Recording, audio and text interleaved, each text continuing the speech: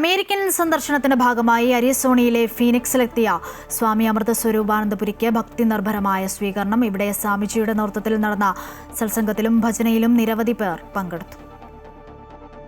അമ്മയുടെ കാരുണ്യവും സ്നേഹവും ഏറെ അനുഭവിച്ചറിഞ്ഞ ഒരു ശിഷ്യന്റെ സാമീപ്യം അരിസോണയിലെ ഫീനിക്സിലെ ഭക്തർക്ക് സമ്മാനിച്ചത് അവിസ്മരണീയമായ 2 ദിനരാത്രങ്ങളായിരുന്നു.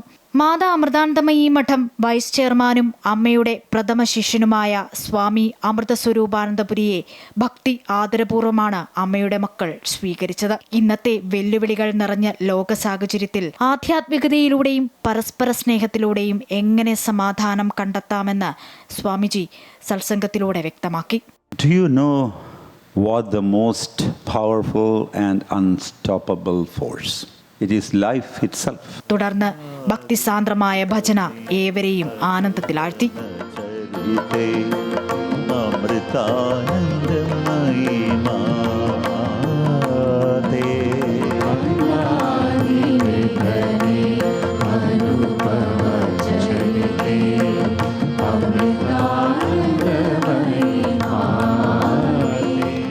തുടർന്ന് നടന്ന ധ്യാനത്തിലും മറ്റു പരിപാടികളിലും നിരവധി പേർ പങ്കാളികളായി. News desk, Amrita news.